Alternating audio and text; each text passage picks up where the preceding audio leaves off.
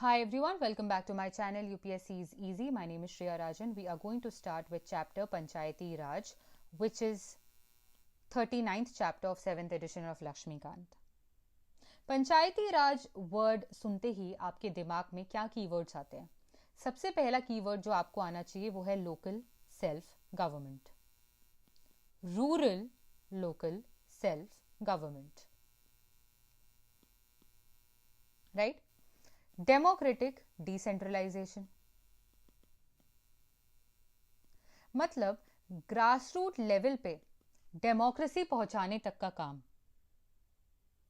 आप देखेंगे evolution of Panchayati राज आज हम करने वाले हैं, कैसे 1992 में 73rd कॉन्स्टिट्यूशनल अमेंडमेंट एक्ट से पंचायती राज सिस्टम जो है कॉन्स्टिट्यूशनलाइज हुआ हमारे कंट्री में।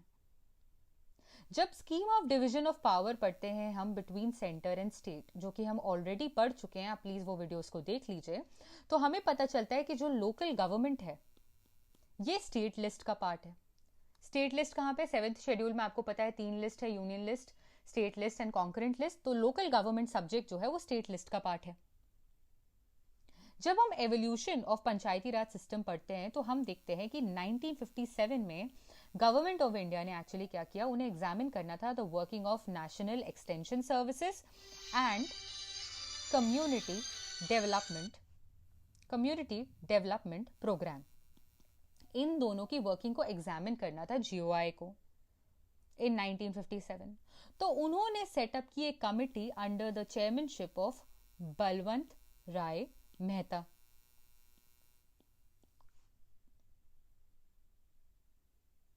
ओके, इसलिए इस कमेटी को आप बलवंत राय कमेटी भी बोलते हो। इन्होंने अपनी रिपोर्ट को सबमिट किया इन नवंबर 1957। क्या रेकमेंड किया इन्होंने अपनी रिपोर्ट में? डेमोक्रेटिक डिसेंट्रलाइजेशन, जिसे अल्टीमेटली पंचायती राज बोला जाने लगा।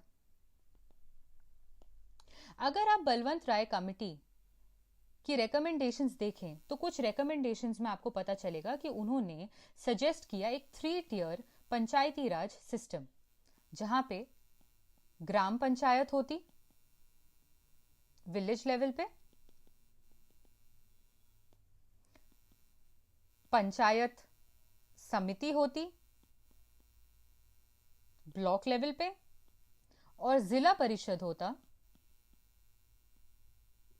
डिस्ट्रिक्ट लेवल पे। उन्होंने ये भी सजेस्ट किया कि जो विलेज पंचायत है यहां पे डायरेक्टली इलेक्टेड रिप्रेजेंटेटिव्स होने चाहिए, जिला और ब्लॉक लेवल पे इनडायरेक्टली इलेक्टेड होने चाहिए। सारी प्लानिंग और डेवलपमेंट एक्टिविटीज जो है इन बॉडीज के पास होनी चाहिए। जो पंचायत समिति है ब्लॉक लेवल पे, ये एक एग्जीक्यूटिव बॉडी होनी चाहिए, और जो जिला परिषद है वो एक्चुअली होनी चाहिए एडवाइजरी, कोऑर्डिनेटिंग या सुपरवाइजरी बॉडी। जिला परिषद के जो चेयरमैन है वो होने चाहिए डिस्ट्रिक्ट कलेक्टर, और genuine transfer of power and responsibility in body के पास होनी चाहिए। बहुत ज्यादा रिसोर्सेज भी इन्हें सेंड होने चाहिए ताकि ये अपनी रिस्पॉन्सिबिलिटीज को फुलफिल कर पाए। ये जो रिकमेंडेशंस हैं बलवंत राय कमेटी के, इन्हें नेशनल डेवलपमेंट काउंसिल ने एक्सेप्ट कर लिया 1958 में। लेकिन काउंसिल ने कोई सिंगल रिजिड पैटर्न को एक्सेप्ट नहीं किया, स्टेट्स के ऊपर छोड़ दिया कि आप अपने खुद के पैटर्न्स बनाएं जो कि आपके लिए सही हैं लोकल कंडीशंस के हिसाब से। बट बेसिक प्रिंसिपल्स और ब्रॉड फंडामेंटल्स जो हैं वो आइडेंटिकल होने चाहिए थ्रू आउट द कंट्री। तब जाके आप देखेंगे कि फर्स्ट स्टेट जिसने 1959 में पंचायती राज सिस्टम को एस्टैब्लिश किया वो था राजस्थान। तब के जो पीएम थे उन्होंने अक्टूबर 2, 1959 को नागौर डिस्ट्रिक्ट में इस सिस्टम का इनॉग्रेशन किया। राजस्थान के बाद आप देखेंगे जो सेकंड प्लेस जिसने इस सिस्टम को एक्सेप्ट किया वो था आंध्र प्रदेश, अडॉप्ट किया उन्होंने। मिड 1960s की अगर आप बात करें तो मोस्ट ऑफ द कंट्री में जो स्टेट्स हैं उन्होंने ये सिस्टम को एक्सेप्ट कर लिया था, अडॉप्ट कर लिया था। लेकिन ऑब्वियसली डिफरेंसेस थे एक स्टेट से दूसरे स्टेट में जाते वक्त, नंबर ऑफ टियर्स में डिफरेंस था। जैसे कि अगर आप देखेंगे राजस्थान ने 3 टियर सिस्टम को अडॉप्ट किया था, तमिलनाडु ने 2 टियर, वेस्ट बंगाल ने 4 टियर सिस्टम को अडॉप्ट किया था, राइट। और रिलेटिव पोजीशन ऑफ समिति परिषद इन सब में भी डिफरेंस था, टेन्योर में डिफरेंस था, कॉम्पोजिशन में डिफरेंस था, फंक्शनिंग में डिफरेंस था, फाइनेंसेस में डिफरेंस था, राइट। बहुत सारी स्टडी टीम्स और कमिटीज 1960s में बनी ताकि वो फंक्शनिंग देख पाए ऑफ पंचायती राज सिस्टम। इसके बाद एक इंपॉर्टेंट कमिटी फिर से एस्टैब्लिश हुई इन 1977 जिसे आप कहते हो अशोक मेहता कमिटी।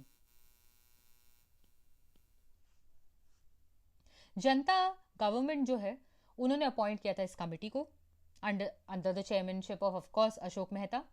इन्होंने अपनी जो रिकमेंडेशन है वो 1978 में सबमिट की, जिसमें 132 रिकमेंडेशंस इन्होंने दिए to revive and strengthen the declining panchayati Raj system in the country.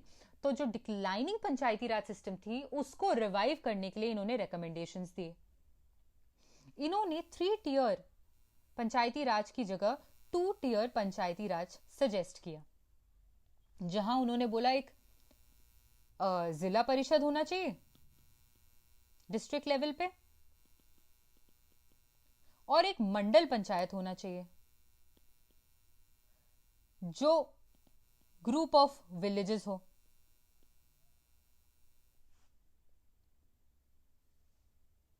ठीक है, डिस्ट्रिक्ट जो है वो फर्स्ट पॉइंट ऑफ डिसेंट्रलाइजेशन होना चाहिए। ठीक है, जिला परिषद जो है वो रिस्पॉन्सिबल होना चाहिए, एक रिस्पॉन्सिबल एग्जीक्यूटिव बॉडी होना चाहिए, प्लानिंग करनी चाहिए उसे डिस्ट्रिक्ट लेवल पे, और ऑफिशियल पार्टिसिपेशन होना चाहिए पॉलिटिकल पार्टीज का at all levels of panchayat.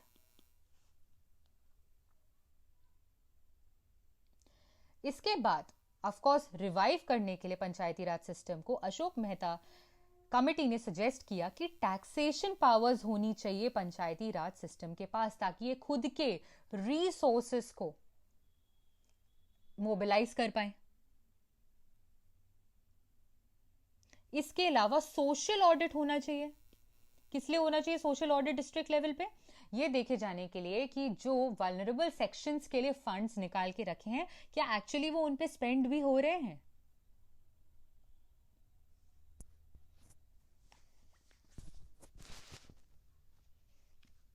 ठीक है, न्याय पंचायत,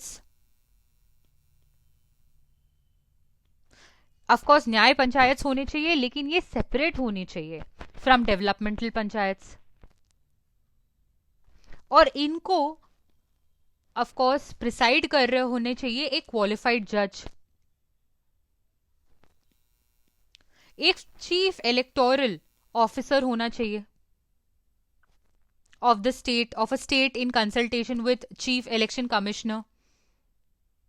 जो चीफ इलेक्टोरल ऑफिसर है स्टेट का वो consultation with chief election commissioner उन्हें क्या ऑर्गेनाइज करना चाहिए, कंडक्ट कराने चाहिए elections in Panchayati Raj system.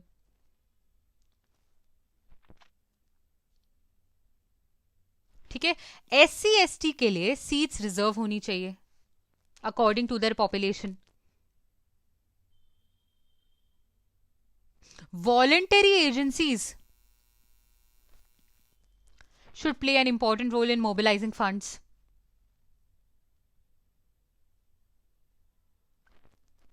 ठीक है, Minister for Panchayati Raj should be appointed in State Council of Ministers to look after the affairs of Panchayati Raj institutions। तो Minister of Panchayati Raj होना चाहिए in State Council of Ministers। और Ashok Mehta committee ने suggest किया constitutional recognition of Panchayati Raj institutions.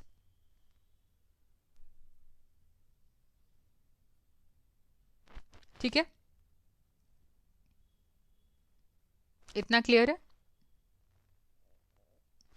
इसके बाद आपको पता चलेगा कि एक्चुअली में क्या हुआ था। जनता गवर्नमेंट जो है वो कोलैप्स हो गई थी अपनी कंप्लीशन के टर्म्स के पहले, और इसीलिए इन रिकमेंडेशंस पे ज़्यादा कोई एक्शंस नहीं लिए गए थे एट सेंट्रल लेवल।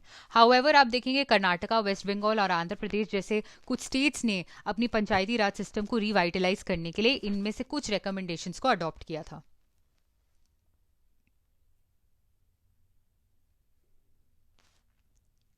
ओके, फिर आए GVK Rao committee. GVK Rao committee को क्यों लाया गया था, पहले तो आपको ऑब्जेक्टिव पता होना चाहिए। ऑब्जेक्टिव ये था to review existing administrative arrangements for rural development and poverty alleviation programme. इनके बारे में हम डिटेल में नेक्स्ट लेक्चर में पढ़ेंगे।